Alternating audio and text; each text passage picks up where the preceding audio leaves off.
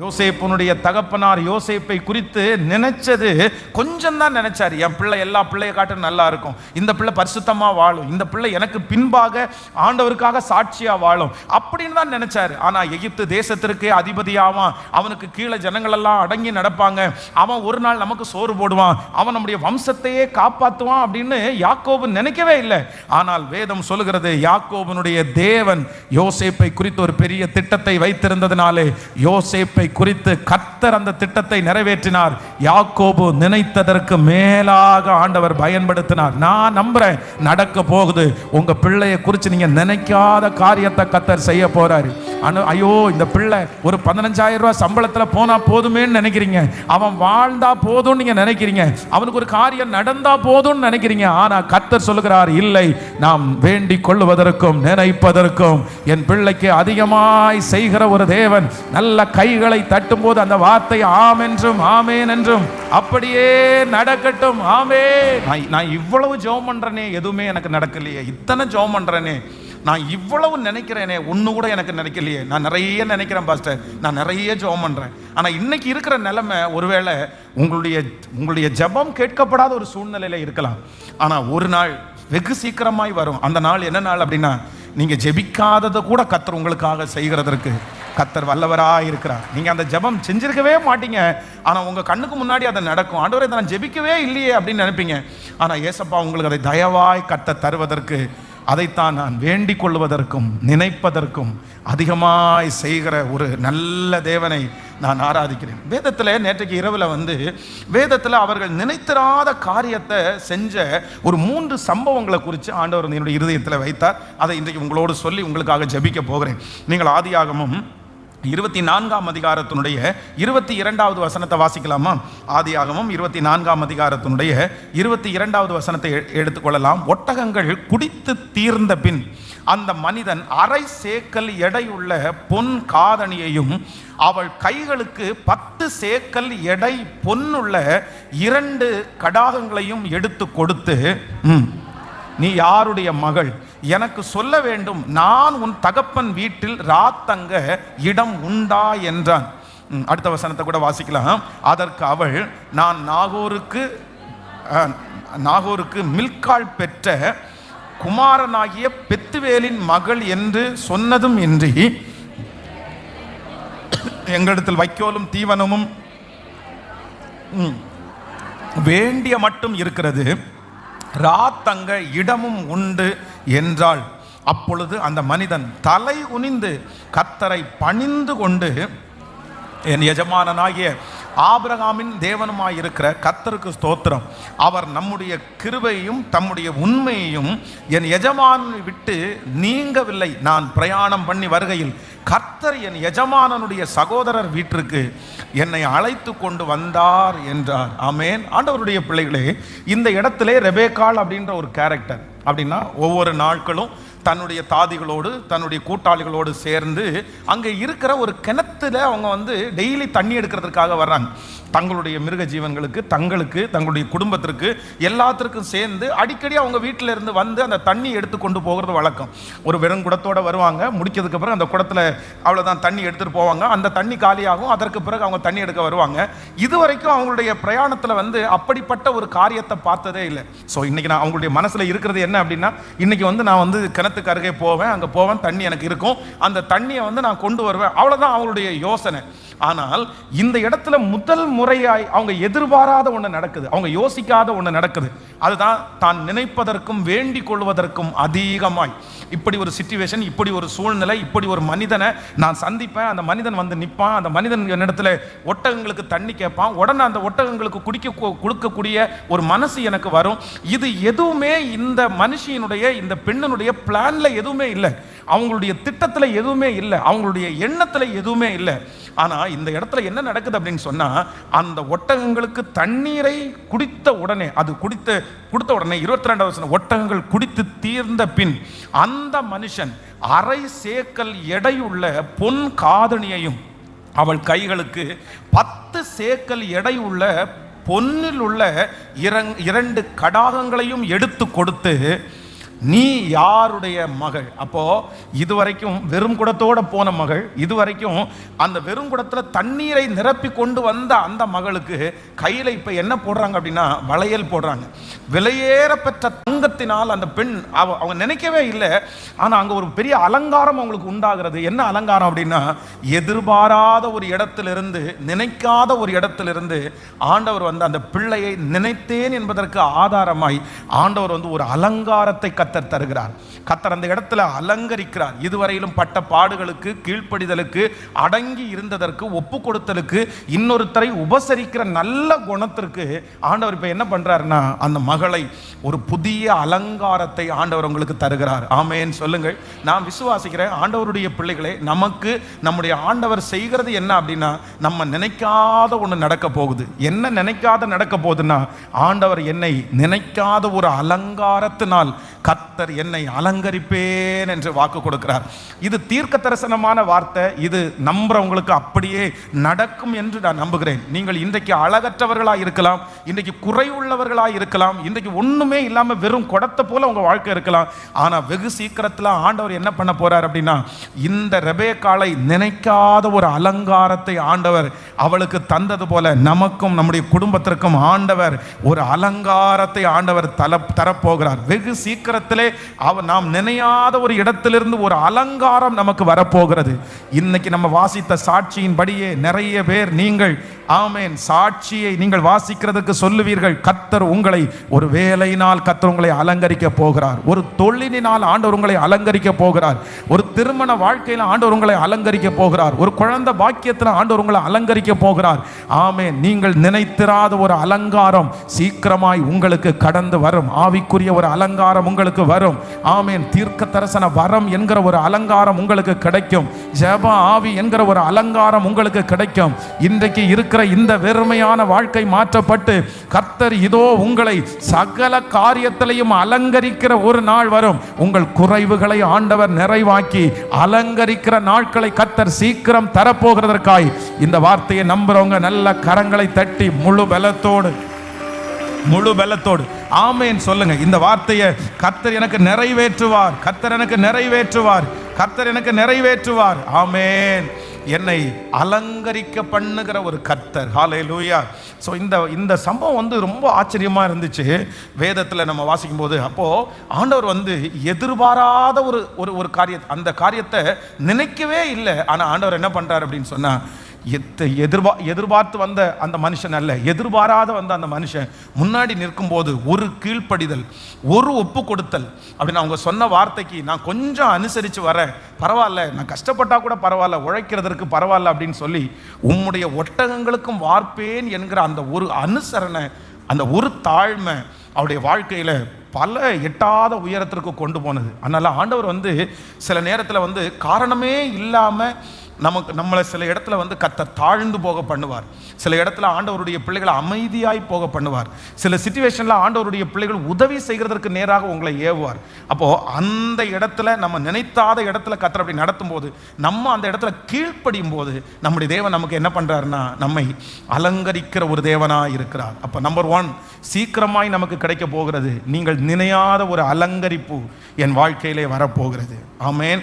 இந்தந்த விஷயத்தினாலெல்லாம் கர்த்தர் உங்களை அலங்கரிக்கணும்னு நீங்கள் நினச்சிருப்பீங்க. ஆனால் கர்த்தர் உங்களை அதை விட பெஸ்ட்டாக கர்த்தர் உங்களை அலங்கரிக்கிறதற்கு ஆண்டவர் வல்லவராக இருக்கிறார். என் தேவன் யார் என்றால் என்னை அலங்கரிக்கிற தேவன், எனக்கு இல்லாதவைகளை கொண்டு என்னை அலங்கரிக்கிற தேவன். அவரை மாதிரி யாருமே அலங்கரிக்க முடியாது. ஆமென். வேதத்தில் வந்து எஸ்தர் ராஜாத்தியை பார்க்கிறோம். அலங்காரம் இல்லாத ஒரு வாழ்க்கை. தன்னுடைய தகப்பனார் இல்லை, தன்னுடைய தாயார் இல்லை, அனாதையை போல வளர்ந்த ஒரு பிள்ளை. அந்த பிள்ளை என்ன அலங்காரமாக இருந்திருக்கும்? அந்த பிள்ளைக்கு தலை செய்ய விட்டுருப்பாங்களா? அந்த பிள்ளைக்கு பூ வாங்கி வச்சிருப்பாங்களா? இல்லைன்னா டெக்கரேஷன் பண்ணியிருப்பாங்களா? அந்த மாதிரி ஒன்றும் பெருசாக அனுபவிக்கலை. ஆனால் ஆண்டவர் வந்து சூசான் அரண்மையிலே கொண்டு வைத்து கர்த்தர் எஸ்தர் ராஜாத்தியை என்ன பண்ணுறாருன்னா கர்த்தர் அலங்கரிக்கிறார். சகல காரியத்திலையும் ஆண்டவர் அலங்கரிக்கிறார். அலங்கரித்து ராஜாத்தியாய் கர்த்தர் அவளை உட்கார வைக்கிற தேவனாக இருக்கிறார். அதனால நம்முடைய தேவன் குறைவாக இருக்கிற நிறைய பேரை அலங்கரிக்கிற ஆண்டவராக இருக்கிறார். பேச்சு திறன்கள் என்கிற அந்த அபிஷேகத்தினால் அலங்கரிக்கிறார். உங்களுக்கு பிசினஸ் செய்யக்கூடிய ஒரு நல்ல ஞானம் என்கிற ஒன்றினால் கர்த்தர் உங்களை அலங்கரிக்கிறார். நல்ல முகப்பாவனை என்கிற ஒன்றினால் கர்த்தர் உங்களை அலங்கரிக்கிறார்.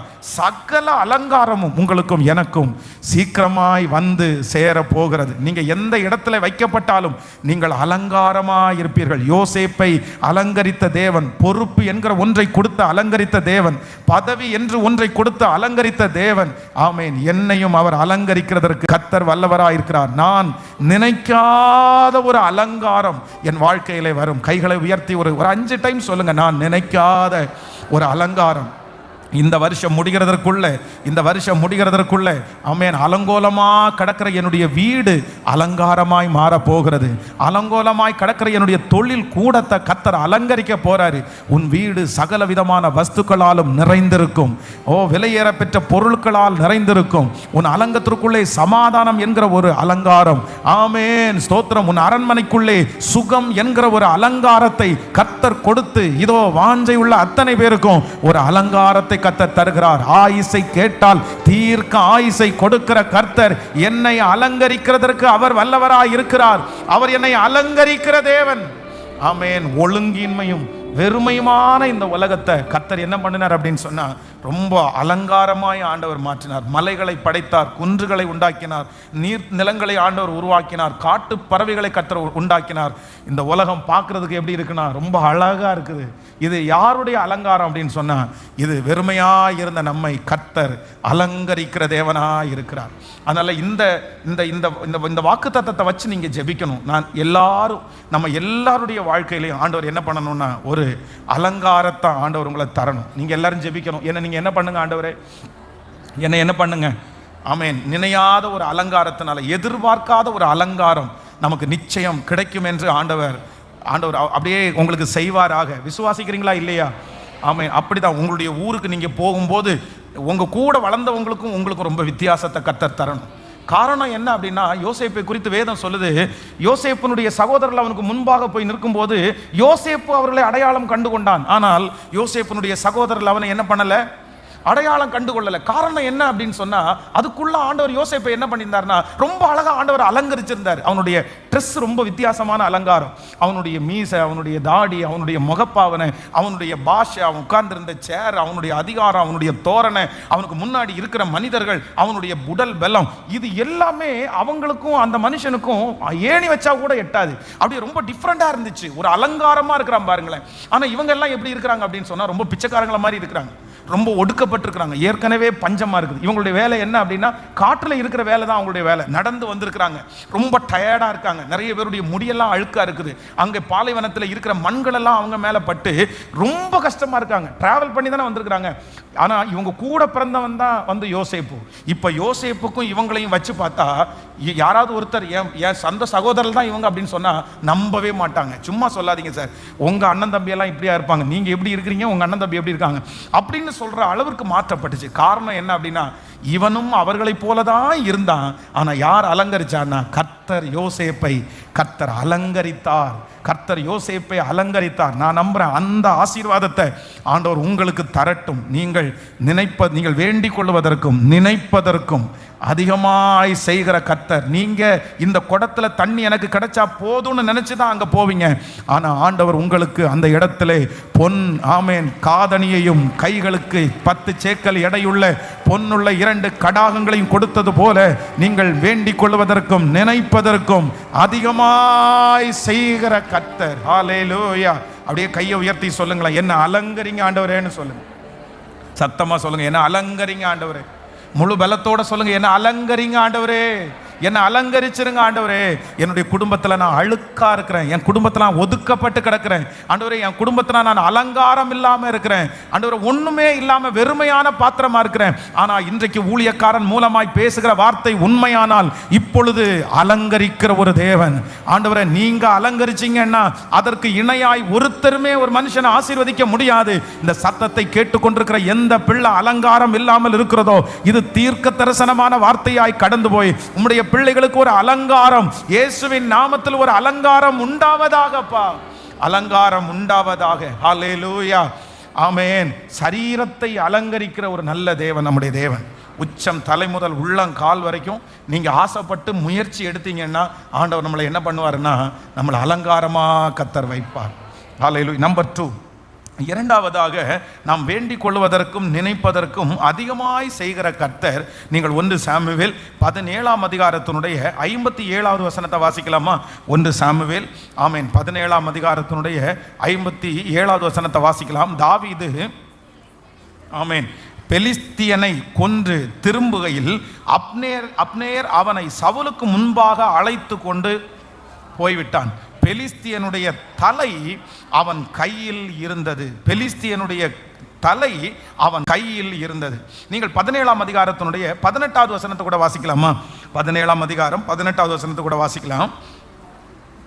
ஆமென். இந்த 10 பால் கட்டிகளை 1000 பேருக்கு அதிபதியானவனிடத்தில் கொடுத்து உன் சகோதரன் சுகமாய் இருக்கிறார்களா என்று விசாரித்து அவர்களிடத்தில் அடையாளம் வாங்கி கொண்டு வா என்றான். நல்லா கவனிச்சுங்க ஆண்டவருடைய பிள்ளைகளே. இந்த இடத்துல தாவீதனுடைய தகப்பனாகிய ஈசாக்கு தன்னுடைய பிள்ளையை கூப்பிட்டு என்ன சொல்றாரு அப்படின்னு சொன்னா, அவன் கையில 10 பால் கட்டிகளை அவன் கையில கொடுத்து, எப்பா நீ 1000 பேருக்கு அதிபதியான ஒருத்தனிடத்துல போ, அங்க நம்முடைய பிள்ளைகள் எல்லாம் யுத்தத்துல இருக்கிறாங்க, அவங்களிடத்துல இந்த பால் கட்டிகளை கொடுத்து உன்னுடைய சகோதரருடைய சுகத்தை விசாரிச்சு அவர்களிடத்துல என்ன வாங்கிட்டு வா அப்படின்னு சொல்றாருன்னா, ஒரு அடையாளத்தை வாங்கிட்டு வா. அப்படின்னா என் பிள்ளைங்க உயிரோடு இருக்கிறாங்க அப்படின்னா அடையாளத்திற்கு வந்து ஒரு லெட்டர் கொடுப்பாங்க, இல்லை ஏதோ ஒரு பொருளை கொடுத்து இந்த மாதிரி எல்லாருமே உயிரோடு தான் இருக்காங்க, எந்த பிரச்சனையுமே இல்லை அப்படின்னு சொல்லிட்டு நான் நம்பும்படி ஒரு அடையாளத்தை வாங்கிட்டு வான்னு அவங்க அப்பா அனுப்புறாரு. இப்போ தன்னுடைய அடையாளத்தை வாங்குறதுக்காக 10 பால் கட்டிகளை எடுத்துக்கொண்டு தாவீது தன்னுடைய சகோதரனை பார்க்க வருகிறான். வரும்போது இங்க எல்லா சூழ்நிலையுமே மாற்றப்பட்டிருக்கிறது. அவன் நினைச்சிட்டு வந்தது ஒண்ணு, அவங்க அப்பா நினைச்சிட்டு வந்தது ஒண்ணு, ஆனா இங்க எல்லாம் எதிர்மறையா இருக்குது. இங்க கோலியாத்து வருகிறான், கத்துறான், சத்தம் போடுறான், அது தாவீதினுடைய காதுகளுக்கு விழுது. உடனே தாவீது வந்து சொல்லுகிறது, நான் வந்ததுக்கு முகாந்திரம் இல்லையோன்னு சொல்லி அந்த யுத்தத்திற்கு இவன் எல்லாரும் யாருமே போல நான் யுத்தத்துக்கு போறேன்ற சூழ்நிலை உண்டாகிறது. ஆனா இப்போ நம்ம 57வது வசனத்தை வாசிக்கும் போது 57வது வசனம் ரொம்ப அழகா சொல்லுது, தாவீது பெலிஸ்தியனை கொன்று திரும்புகையில் அப்னேயர் அவனை சவுலுக்கு ஆமென் ஆமென் சவுலுக்கு முன்பாக அழைத்து கொண்டு போய்விட்டான். பெலிஸ்தியனுடைய தலை அவன் கையிலே இருந்தது. ஆமென்.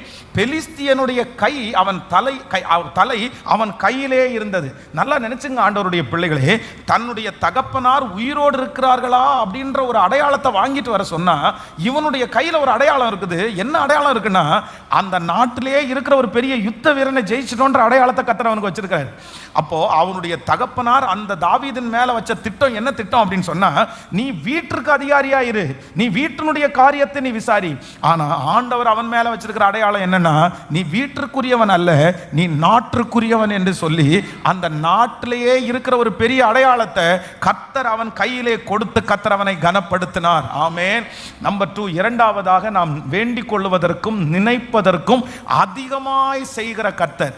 நமக்கு எந்த நினைப்பதற்கு அதிகமாய் செய்கிற கர்த்தர் அப்படின்னா, உங்களுக்கு நினைத்திராத நீங்கள் அறியாத ஒரு அடையாளத்தை கர்த்தர் உங்களுக்கு கையிலே தருவேன் என்று கர்த்தர் வாக்கு கொடுக்கிறார். எத்தனை பேர் விசுவாசிக்கிறீங்க? நீங்க உங்க கையில் ஒரு அடையாளம் இருக்கும், உங்க வாழ்க்கையில் ஒரு அடையாளம் இருக்கும். அந்த அடையாளம் யாரும் ஜெயிக்க முடியாத ஒரு கோலியாத்தினுடைய தலையை தாவீது தன்னுடைய கரத்திலே எடுத்துக்கொண்டு வருவானே. ஆனால் நான் நம்புகிறேன், அநேகருக்கு சவாலா இருக்கிற காரியத்தை கர்த்தர் உங்க கையில கர்த்தர் தருவார். அநேகருக்கு சிம்ம சொப்பனமா இருக்கிறத கர்த்தர் உங்களுக்கு தருவார். அநேகர் முடியாது என்று விட்டு போட்ட காரியத்தை கர்த்தர் உங்க கையில கொடுத்து உங்களை கர்த்தர் பலப்படுத்தி ஆசீர்வதித்து அதை உங்க கையில நீங்க எடுத்துட்டு வருவீங்க. அது நிறைய பேர் ஆச்சரியப்படுற அளவிற்கு இருக்கும். அப்படிப்பட்ட ஒரு அடையாளத்தை நம்புறவங்க நல்ல கைகளை தட்டி ஹல்லேலூயா, thank you Jesus. நீங்க எடுத்துக்கொண்டு வருகிற அடையாளம், கர்த்தர் உங்களுக்கு கொடுக்கிற அடையாளம் 10 பேருக்கு பார்க்கிற அடையாளம் அல்ல, 5 பேரோடு இருக்கிற அடையாளம் அல்ல, லட்சங்கள் பார்த்து ஆச்சரியப்படுகிற ஒரு அடையாளத்தை கர்த்தர் உங்க கைகளிலே தருகிறார் என்று நம்புறவங்க நல்ல விசுவாசத்தோடு கைகளை தட்டி விசுவாசிக்கிறவர்களுக்கு ஆம் என்றும் ஆமென் என்றும் அப்படியே நடக்கும். அவன் கையிலே இருக்கிறது கோலியாத்தினுடைய தலை. பெரிய அடையாளம், பெரிய அடையாளம். ஹல்லேலூயா. நீ ஒரு சின்ன அடையாளத்தை வாங்கி கொண்டு வா அப்படின்னு அனுப்பிவிட்டா, நினைப்பதற்கும் வேண்டிக் கொள்வதற்கும் நினைப்பதற்கும் அதிகமாய் செய்கிற கர்த்தர். ஹல்லேலூயா. ஆண்டவரிடத்தில் இரண்டாவதாக நம்ம எல்லாரும் கேட்க வேண்டியது என்ன அப்படின்னு சொன்னா, எனக்கு ஒரு அடையாளத்தை நீர் காண்பித்தரணும். உங்களுக்கு என்ன இருக்கணும் அப்படின்னு சொன்னா, ஒரு அடையாளம் ஒன்று இருக்கணும். உங்க குடும்பத்திற்கு ஒரு அடையாளம் இருக்கணும். ஒரு வாலிப தம்பிக்கு ஒரு அடையாளம் இருக்கணும். ஒரு தங்கச்சிக்கு இந்த உலகத்தை விட்டு போகிறதுக்குள்ள நமக்கு என்ன இருக்கணும் அப்படின்னு சொன்னா, ஒரு அடையாளத்தை கர்த்தர் நமக்கு காண்பிக்கணும். எத்தனை பேர் அதுக்காக விருப்பப்படுறீங்க? இப்போ நான் அப்படிதான் நான் யோசிக்கிறேன் பாருங்களேன். இன்னைக்கு என்னுடைய பேரை சொன்னா உடனே நம்ம நிறைய பேர் சொல்லுவோம், இவர் யார் அப்படின்னு சொன்னா, இவர் ஒரு பாஸ்டர், இவர் இந்த இடத்துல ஒரு சர்ச் வச்சிருக்காரு. கொஞ்சம் நிறைய பேருக்கு தெரியாவிட்டாலும் கொஞ்சம் பேருக்கு இது ஒரு அடையாளம். இந்த இடத்துல இருக்கிற சர்ச் யாருடைய சர்ச் அப்படி கேட்டாங்கன்னா கூட என்ன சொல்லுவாங்கன்னா, அந்த இடத்துல இந்த பாஸ்டருடைய தான் இந்த சர்ச் அப்படின்னு சொல்லுவாங்க. இது ஒரு அடையாளம். நான் விசுவாசிக்கிறேன், நீங்க தனிமையானவர்கள் அல்ல, நீங்கள் குறைவானவர்கள் அல்ல. உங்களுக்கு ஆண்டவர் இந்த வசனத்தின்படி என்ன பண்ணணும்னா, அவர் வேண்டிக் கொள்வதற்கு அதிகமாய் செய்கிற கர்த்தர் அல்லவா. உங்களுக்கென்று உங்கள் பிள்ளைகளுக்கென்று ஆண்டவர் ஒரு அடையாளத்தை கர்த்தர் உங்களுக்கு இந்த திருச்சபையிலே நீங்க சாட்சி சொல்லணும், எனக்கு ஒரு அடையாளத்தை கர்த்தர் கட்டளையிட்டார். ஹல்லேலூயா. பல ஆண்டவருடைய பிள்ளைகள் திருச்சபையில், நமக்கு திருச்சபையில் பொதுவாக ஆஃபரிங் கவர் அப்படின்னு ஒன்று வச்சுருக்கிறோம். அந்த ஆஃபரிங் கவர் இருக்கும். நிறைய பேர் அந்த ஆஃபரிங் கவரில் நிறைய பேர் அந்த காணிக்கை போட்டு எழுதி மேலே நிறைய பேர் வசனம் எல்லாம் எழுதுவாங்க, ஆண்டவர் நடத்தின விதத்தை எழுதுவாங்க. சிலர் நன்றி கடிதம் எல்லாம் கூட எழுதி வச்சுருப்பாங்க. ரொம்ப அது பார்க்குறதுக்கு ரொம்ப ஆச்சரியமாக இருக்கும். அவங்க ஆண்டவர் நடத்தி வந்த நன்மை எவ்வளோ நினைக்கிறாங்க அப்படின்றது தோணும். ஒரு சிலர் மட்டும் என்ன பண்ணுவாங்கன்னா, அவங்களுடைய கம்பெனியினுடைய கவரில் கொடுப்பாங்க. அவங்களுடைய கம்பெனி இல்லை அவங்களுடைய வேலை, அவங்களுடைய சேலரி வாங்கின அந்த கவர், அந்த மாதிரி கவரில் அவங்க அந்த காணிக்கை போட்டு அதில் எழுதி அவங்க கொடுப்பாங்க. அது ரொம்ப வித்தியாசமாக இருக்கும். இப்போ பாருங்களேன், ஒரு 50 கவர் இருக்குன்னா அந்த 50 கவரும் சர்ச்சில் இருக்கிற கவரை விட்டு ஒரு கவர் வித்தியாசமாக இருக்கும்போது அதை நம்ம எடுத்து பார்க்கும்போது பார்த்தீங்கன்னா அவங்களுடைய நேம் இருக்கும். ஒன்று அவங்க ஒர்க் பண்ணுற கம்பெனி நேம் இருக்கும், இல்லைன்னா அவங்க அந்த கம்பெனிக்கு ஓனராக இருப்பாங்க. ஸோ அதை பார்க்கும்போது அவ்வளோ சந்தோஷமாக இருக்கும். என்ன அப்படின்னு சொன்னால், ஆண்டவர் இவங்களை நம்பி என்ன பண்ணியிருக்கிறாருன்னா, இது ஒரு நல்ல அடையாளத்தை, ஒரு இந்த கம்பெனியுடைய ஓனராக இவங்க, இந்த கம்பெனி இவங்களுடையதா, இந்த கம்பெனியில் தான் இவங்க ஒர்க் பண்ணுறாங்களா அப்படின்னு ஒரு சந்தோஷமாக இருக்கும். அப்போ இந்த பலிபீடத்திலிருந்து நான் என்ன யோசிக்கிறேன் அப்படின்னு சொன்னால், அந்த சந்தோஷம் அவங்க ஒருத்தருக்கு மட்டும் இல்லை, அந்த ஆசீர்வாதம் அவங்களுக்கு ஒருத்தருக்கு மட்டும் இல்லை, வருங்காலத்தில் ஆண்டவருடைய வருகை தாமதிச்சா இந்த சத்தத்தை யாரெல்லாம் நீங்கள் கேட்டுக்கொண்டிருக்கிறோம் உங்க ஒவ்வொருத்தருக்கும் என்று நம்ம எல்லாத்தையும் விட்டு தான் போகிறோம். ஆனால் கர்த்தர் நம்முடைய குடும்பத்திற்கு என்று, நமக்கென்று ஒரு அடையாளத்தை கர்த்தர் உங்களுக்கு வைக்கட்டும். உங்களுக்கு ஒரு அடையாளத்தை கர்த்தர் வைக்கட்டும். நீங்க நம்முடைய தேவன் வேண்டிக் கொள்வதற்கும் நினைப்பதற்கும் அதிகமாய் செய்கிறவர். நீங்க கொஞ்சம் நினைங்க, ஆண்டவர் உங்களுக்கு ரொம்ப பெருசா கொடுக்கிறதுக்கு வல்லவராக இருக்கிறார். நீங்க கொஞ்சம் ஒரு 10 பால் கட்டியை கொண்டு போய் கொடுத்து நலம் விசாரிக்க வேண்டும் என்று சொல்கிற அதை நீங்க நினைங்க. ஆனா திரும்பி வரும்போது கர்த்தர் கைகளிலே கோலியாத்தினுடைய தலையை, ஹல்லேலூயா, இந்த சூழ்நிலை மாற போகிறது. என் பிள்ளையை கர்த்தர் என் தேசத்திலே அடையாளமாய் மாற்ற போகிறார். என் குடும்பத்தை கர்த்தர், என்னுடைய குடும்பத்தை அடையாளமாய் மாற்ற போகிறார். சொந்தக்காரர்கள் நடுவிலே கர்த்தர் என்னை ஒரு அடையாளமாய் மாற்ற போகிறார். சொல்லுங்கள் ஆமென். அடையாளத்தை மாற்றுகிறவர், அடையாளத்தை எனக்கு கொடுக்கிறவர். நல்ல சத்தத்தை உயர்த்தி ஜெபிக்க ஜெபிக்க நிறைய பேருக்கு அந்த அற்புதம் நடக்கட்டும். ஸ்தோத்திரம் ஸ்தோத்திரம் ஸ்தோத்திரம் ஸ்தோத்திரம். என் பிள்ளை ஒரு அடையாளமாய் மாற வேண்டும். ஆமென். என்னுடைய குடும்பம் ஒரு அடையாளமாய் மாற வேண்டும். நான் ஒரு அடையாளமாய் மாற வேண்டும். ஹல்லேலூயா ஹல்லேலூயா ஹல்லேலூயா. என்னை அடையாளமாய் மாற்றுகிற கர்த்தர். ஆமென். என் அடையாளம் உம்முகம் அல்லவோ, என் முகவரி உம் சமூகம் அல்லவோ. சொல்லுவோம், என் அடையாளம் உம்முகம் அல்லவோ, என் முகவரி உம் சமூகம் அல்லவோ. உயர்த்திடுவே உம் நாமத்தை, பிடித்திடுவே உம் கரத்தை. உயர்த்திடுவே உம் நாமத்தை, பிடித்திடுவே உம் கரத்தை. அடையாளம் உம்முகம் அல்லவோ, என் முகவரி உம் சமூகம் அல்லவோ. சொல்லுவோம், என் அடையாளம் உம்முகம் அல்லவோ, என் முகவரி உம் சமூகம் அல்லவோ. அயராமல் தேடுவே, துயராமல் வாழுவே. அயராமல் தேடுவே, துயராமல் வாழுவே. பிரியாமல் பிணைவே, பிரியமே பாதத்தில். பிரியாமல் பிரியமே பாதத்தில். உந்தன் நீழலை நித்தம் வாஞ்சிப்பேன், உந்தன் நிழலை நித்தம் வாஞ்சிப்பேன். அடையாளம் முகம் அல்லவோ, என் முகவரி உன் சமூகம் அல்லவோ. சொல்லுவோம், அடையாளம் முகம் அல்லவோ, என் முகவரி உன் சமூகம் அல்லவோ. ஹல்லேலூயா, ஆமென். வேண்டிக் கொள்வதற்கும் நினைப்பதற்கும் அதிகமாய் செய்கிற கர்த்தர். சொல்லுங்க எல்லாரும், வேண்டிக் கொள்வதற்கும் நினைப்பதற்கும் அதிகமாய் செய்கிற கர்த்தர். நம்பர் 1, முதலாவதாக அவர் என்ன பண்ணுகிறவர் அப்படின்னு சொன்னா, என்னை அலங்கரிக்கிறவர். நான் நினைக்காத அலங்காரத்தை எனக்கு தருகிறவர். ஆமோதிக்கிறீங்களா இல்லையா? நம்ம எல்லாரும் என்ன பண்ணப்படணும்? சத்தமா சொல்லுங்க எல்லாருமே, நல்லா சொல்லுங்க எல்லாருமே. உங்களை இனி ஆண்டவருடைய வருகை தாமதிச்சா ஒரு 5 வருஷம் தாண்டி உங்களை பார்க்குறவங்க நிறைய பேர் கொஞ்சம் யோசிக்கிறது மாதிரி நீங்கள் இருக்கணும். ஆமென். எப்படி இருக்கணும்? நீங்கள் கொஞ்சம் யோசிக்கிற மாதிரி. அவங்களுக்கு ஒரு சின்ன டவுட் வரணும். என்ன டவுட் வரணும் அப்படின்னா, நீங்கள் தானா நீங்களா அப்படின்னு கேட்கணும். ஆமோதிக்கிறீங்களா? அது ஒரு மாற்றம். கர்த்தர் உங்களை அலங்கரிக்கிறதுனால. அது வெறும் எதனால இல்லை அப்படின்னு சொன்னால், வெறும் உலக பிரகாரமான காரியத்தினால மட்டும் இல்லை, ஆவிக்குரிய அலங்காரத்தையும் ஆண்டவர் தருவார். ஆவியின் கனிகளால் உங்களை கர்த்தர் அலங்கரிக்கும். அன்பு, சந்தோஷம், சமாதானம், நீடிய பொறுமை, தயவு, நற்குணம், சாந்தம், இச்சை அடக்கம், இது எல்லாத்தினாலையும் ஆண்டவர் என்ன பண்ணணும்? என்னன்னா அலங்கரிக்கணும். உங்கள் வீட்டில் இருக்கிறவங்களையே உங்களை பார்த்து சொல்லணும், நீ பழையது மாதிரி இல்லை, நீ என்ன பண்ணிட்ட, நீ ரொம்பவே மாறிட்ட, நீ ரொம்பவே மாறிட்ட. அந்த மாதிரி வார்த்தையை நாளுக்கு நாள் நீ ரொம்ப மோசமாக மாறிட்டேன்னு சொல்லிடக்கூடாது. நாளுக்கு நாள் நீ எப்படி மாறிட்டேன்னா, நீ நாளுக்கு நாள் ரொம்ப மெச்சூர்டான ஆளாக மாறியப்பா, நீ நாளுக்கு நாள் ரொம்ப குவாலிட்டியான ஒரு ஆளாக மாறியப்பா.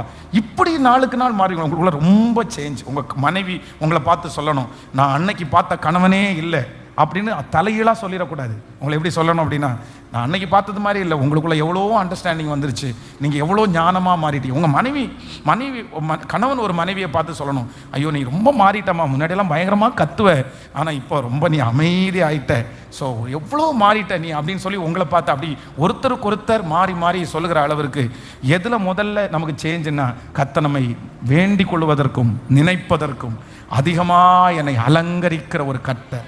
நான் பலிபீடத்திலும் சொல்கிறேன், இது நிச்சயமாக நடக்கும்னு நான் நம்புகிறேன். ஆண்டவர் உங்களை அலங்கரிப்பார். இந்த சூழ்நிலை மாறும். நீங்கள் ஒதுங்கி ஒதுங்கி வாழ வேண்டிய நாட்களை கர்த்தர் மாற்றி அலங்காரமான ஒரு நாளை கர்த்தர் வைப்பார். உங்களை அலங்கரிப்பார். என்னென்ன உங்களுக்கு குறைவாக இருக்குதோ அதெல்லாம் அலங்காரமும் உங்களை தேடி வரும் என்று நான் விசுவாசிக்கிறேன். உங்களை குடும்பத்தில் கர்த்தர் அலங்கரிப்பார் ஆண்டவர். ஸோ நம்பர் 2, இரண்டாவதாக நான் நினைப்பதற்கும் வேண்டிக் கொள்வதற்கும் நினைப்பதற்கும் அதிகமாய் செய்கிற கர்த்தர். என்னன்னா, நினைக்காத ஒரு அடையாளத்தை ஆண்டவர் நமக்கு தருகிறவர். நீங்கள் எப்படி இருக்கணுமாமா? நம்ம எல்லாருமே சத்தமாக சொல்லுங்கள் எல்லாருமே. நல்ல ஜெபம் பண்ணுவீங்களா? எத்தனை பேர்? கிடச்சிரும். ஆண்டவர் அடையாளமாக மாற்றுவார், மறுபடியும் அடையாளமாக மாற்றுவார். கர்த்தர் தூசி தட்டி எடுக்கிறதுல ஆண்டவரை போல நல்லவர் ஒருவருமே இல்லை. விழுந்து போன தாவீதின் கூடாரத்தை திரும்ப எடுப்பித்து கட்டி அதனுடைய திறப்புகளை அடைக்கிறவர் கர்த்தர். பாழாய் போனதை சீர்படுத்துகிறவர் கர்த்தர். முன்னாடி இருந்ததை நோக்கி பார்க்கிறவர் கர்த்தர். அதனால நான் நம்புறேன், இந்த மாதம் முடிகிறதுக்குள்ள கர்த்தர் நிறைய ஃபைல்களை ஆண்டவர் தூசி தட்டி எடுப்பி அந்த நெய்மை திரும்ப ஆண்டவர் தொடச்சு அழகுபடுத்தி மறுபடியும் அதனுடைய வாசனையை ஆண்டவர் கொடுத்து மறுபடியும் அந்த மகிமையை ஆண்டவர் கொடுத்து உங்களை உற்சாகத்தினால் நிரப்ப கர்த்தர் வல்லவர். என்னை கர்த்தர் அடையாளமாக கர்த்தர் வைப்பார். மங்கி போன அந்த அடையாளம் திரும்ப உங்களுக்கு கிடைக்க போகிறது. மங்கி போன அந்த அடையாளத்தை கர்த்தர் புதுப்பிக்க போறாரு. ஏற்கனவே ஒரு இடத்துல அடையாளமா இருந்தேன், ஆனா இன்னைக்கு மங்கி போனேன். இல்ல, கர்த்தர் நம்மை அடையாளப்படுத்துகிற தேவன். நம்பர் 3, மூன்றாவதாக நான் நேற்றைக்கு இரவில் நான் வாசிக்கும் போது ரொம்ப ஆச்சரியமாய் ஒன்று இருந்தது. ஆதியாகமம் 48வது அதிகாரத்தினுடைய, ஆமென் ஸ்தோத்திரம், 48ஆம் அதிகாரத்தினுடைய 11வது வசனத்தை வாசிக்கலாமா?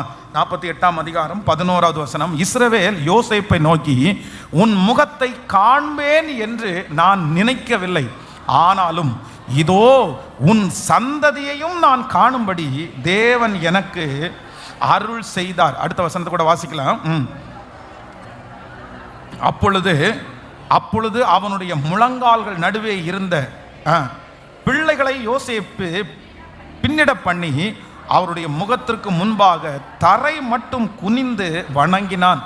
பின்பு யோசேப்பு அவ்விருவரையும் கொண்டு வந்து எப்பிராயீமை தன் வலது கையினாலே இஸ்ரவேலை தன் இடது நேராகவும் மனாசே தன் இடது கையினாலே இஸ்ரவேலின் வலது கைக்கு நேராகவும் விட்டான்.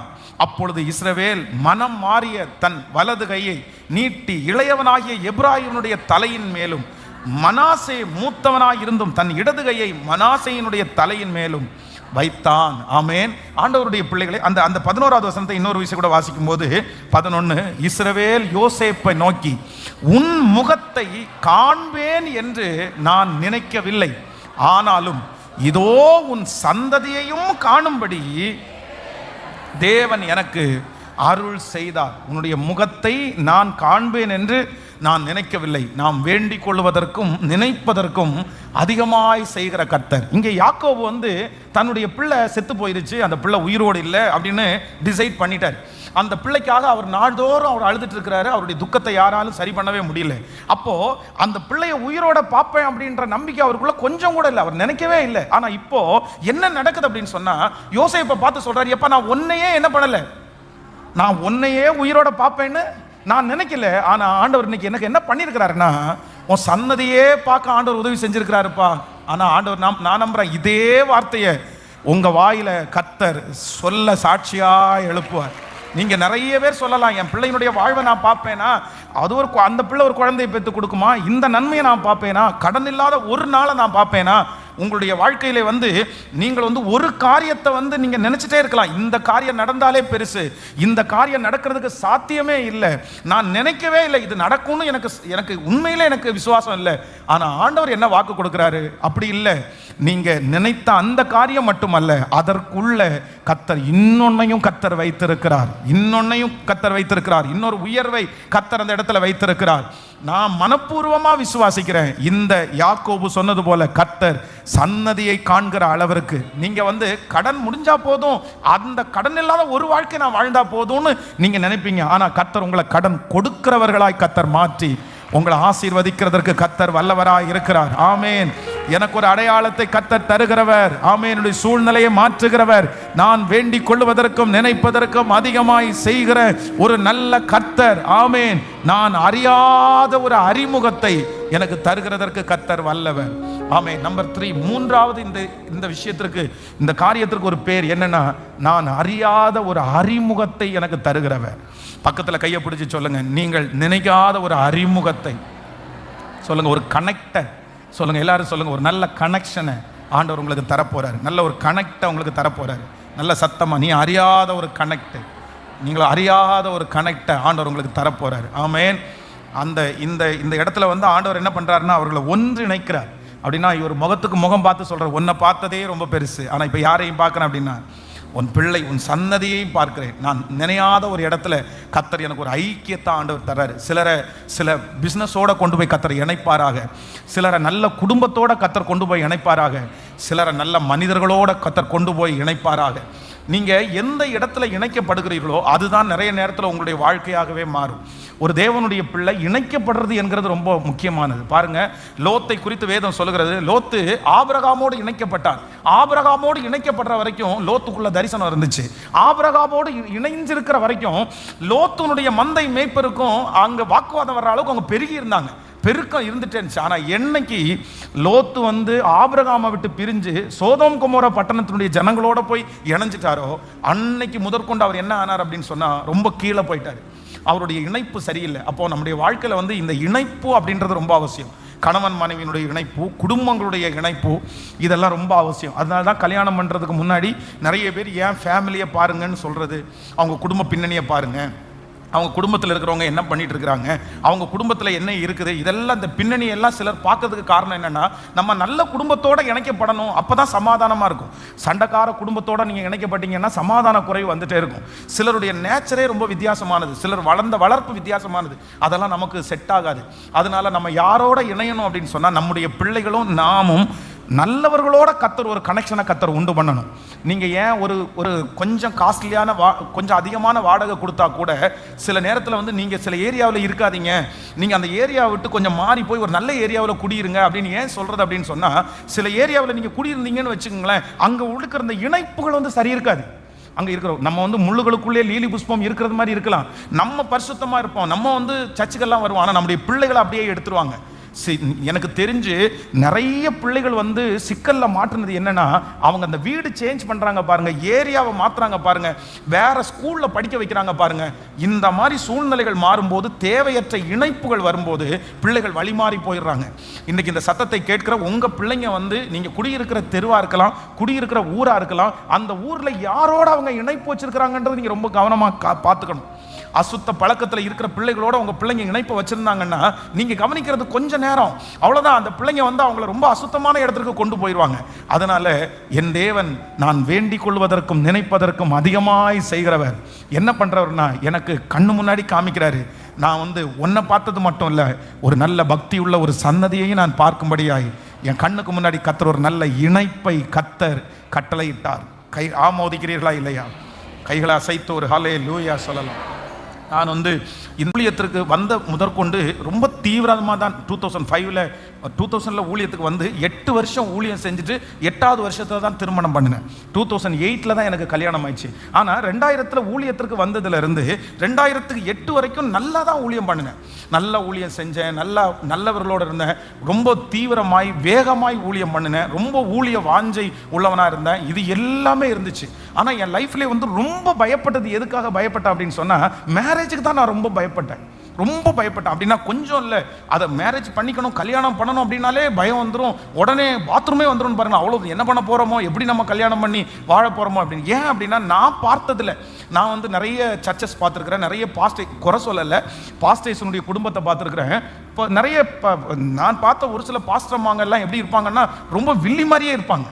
அப்படி அவங்கள பார்த்தாலே நமக்கு பயம் வரும். பாஸ்டர் அவ்வளோ சாஃப்டாக பேசுவார், பாஸ்டர்மா எழுப்பி நின்னாலே நமக்கு பயமாக இருக்கும், கத்துவாங்க, திட்டுவாங்க. இந்த மாதிரி நிறைய பார்த்துட்டேன். அதனால எனக்கு நிறைய பயம். ஆண்டவரே, ஒருவேளை நமக்கு அப்படியே அமைஞ்சிருச்சுன்னா, நம்ம பாட்டுக்கு 10 ஆத்மாவை சேர்த்து வச்சிருப்போம், இந்த அம்மா பாட்டுக்கு 10 பேரை துரத்தி விட்டாங்கன்னா நம்ம என்ன? இதுதான் எனக்கு பயங்கரமான பயம், ரொம்ப பயமாக இருந்துச்சு. ரொம்ப அதற்காக ஜெபம் பண்ணேன். ஆண்டவரே, நீங்கள் எனக்கு உதவி செய்யுங்க, எனக்கு எப்படி பண்ணுறதுன்னு தெரில அப்படின்னு சொன்னேன். எங்கள் அம்மா அப்பாட்ட சொன்னாவா, எங்கள் அம்மா அப்பா பொண்ணு பார்த்தா எப்படி பார்ப்பாங்க, அவ்வளோதான். எங்கள் ஊர் ஃபுல்லாகவே வரதட்சணை வாங்குற குடும்பம். அங்கே வந்து இவ்வளோ 7 லட்சம் கொடுக்குறாங்க, 8 லட்சம் கொடுக்குறாங்க, ஒரு ஸ்கார்பியோ கார் கொடுக்குறாங்கன்னு ஒரு ஊரில் பேசிகிட்டு இருக்காங்க.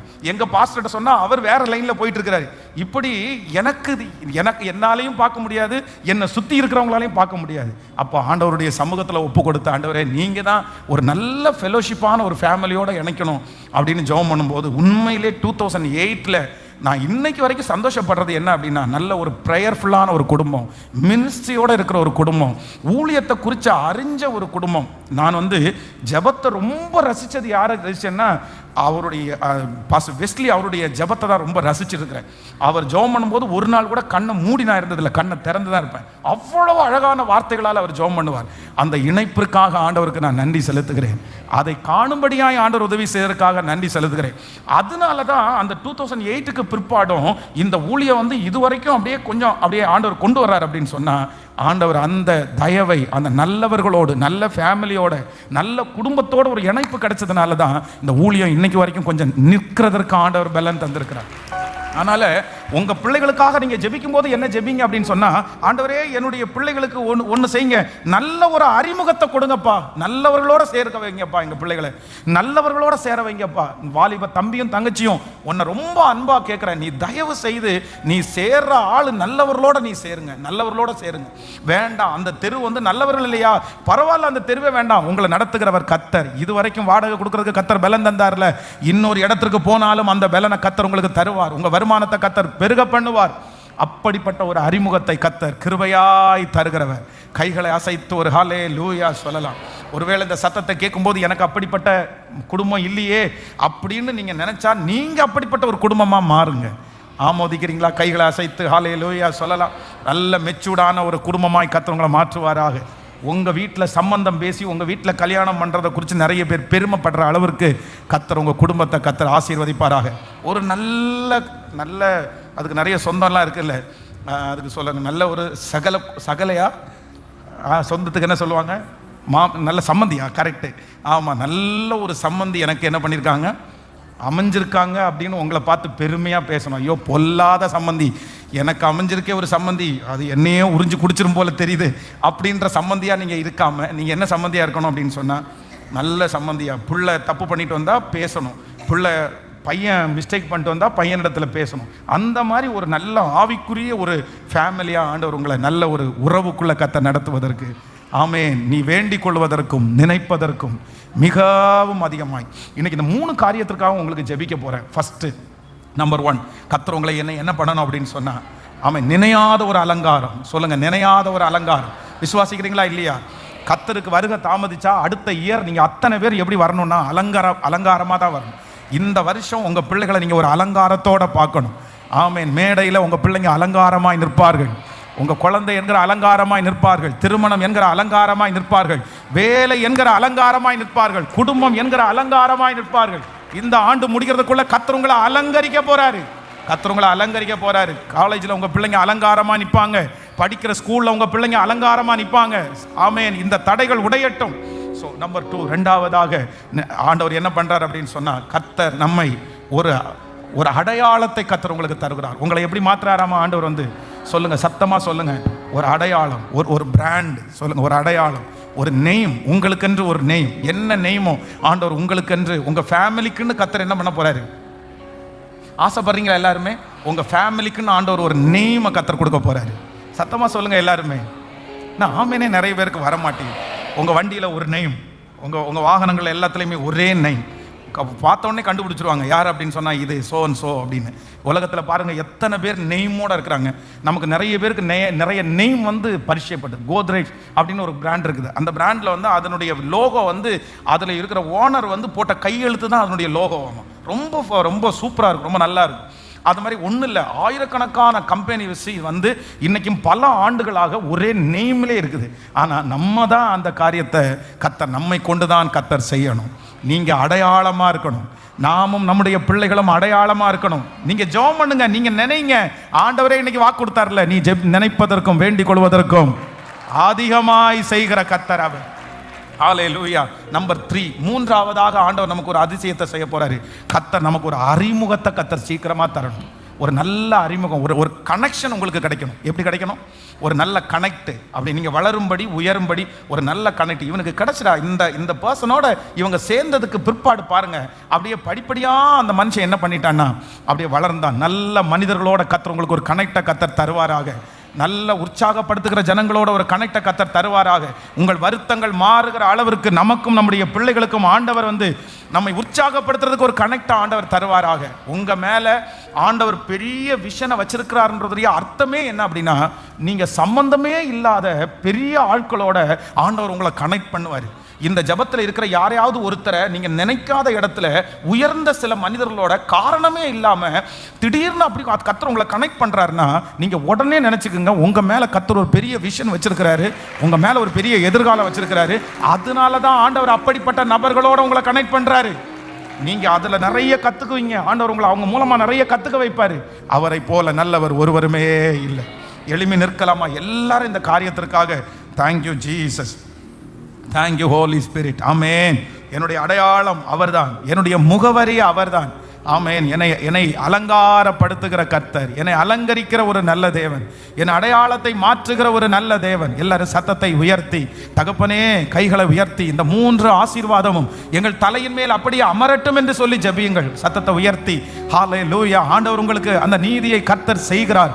ஆமேன், ஆமேன். அவரால் செய்ய முடியாதது ஒன்றுமே இல்லை. அலங்காரப்படுத்துகிற தேவன், எங்களை அலங்கரிக்கிற ஒரு நல்ல தேவனாகிய கர்த்தர். ஆமேன். எங்களுடைய அடையாளம் நீர் ஒருவர் மட்டும்தானப்பா. ஹல்லேலூயா, ஹல்லேலூயா. தகப்பனே, இன்றைக்கு நீர் கொடுத்த வார்த்தைகளுக்காக உமக்கு நன்றி ஆண்டவரே. நீர் இன்னைக்கு கொடுத்த வார்த்தைகளுக்காக நன்றி அப்பா. இந்த வார்த்தை, இந்த சத்தத்தை கேட்கிற ஒவ்வொரு பிள்ளைகளுக்கும் அப்படியே தலையின் மேல் இருப்பதாக ராஜா. கர்த்தருடைய வருகை தாமதிக்கும், ஆனால் ஒரு நாள் என் பிள்ளைகள் வரும்போது நீங்க இந்த டேட்ல இந்த செய்தியை கொடுத்தீங்க, அந்த செய்தியை நான் அன்னைக்கு எழுதி வச்சேன். கர்த்தர் இன்னைக்கு என்ன அலங்கரிச்சிருக்கிறாரு, கர்த்தர் இன்னைக்கு என்ன அடையாளமா மாத்தி இருக்கிறாரு, கர்த்தர் இன்னைக்கு எனக்கு அறிமுகத்தை கொடுத்திருக்கிறாருன்னு என் பிள்ளைங்க சாட்சி சொல்ல போகிறதற்காக உமக்கு நன்றி அப்பா. நன்றி ஆண்டவரே. அவருடைய கைகளில் இருக்கிற காணிக்கைகளை கத்தர ஆசீர்வதிங்க, தசம பாகங்களை கத்தர ஆசீர்வதிங்க ஆண்டவரே. ஒவ்வொரு ஆண்டவருடைய பிள்ளைகளையும், இந்த சத்தத்தை கேட்கிற பிள்ளைகளை ஆண்டவரே சொன்னபடியே, சொன்ன வாக்கின்படியே அவர்களுக்கென்று ஒரு தனி நேம கொடுத்து, அவர்களுக்கென்று ஒரு தனி அதிகாரத்தை கொடுத்து ஆண்டவரே இதே இடத்துல சாட்சியாய் நிறுத்த போகிறதற்காக ஸ்தோத்திரம். இது எங்களுக்காக அல்ல, எங்களுக்காக அல்ல, உங்க நாம மகிமைக்காக. அப்படியே நடக்கட்டும். இயேசுவின் மூலம் ஜெபம் எடுக்கிறோம் நல்ல பிதாவே.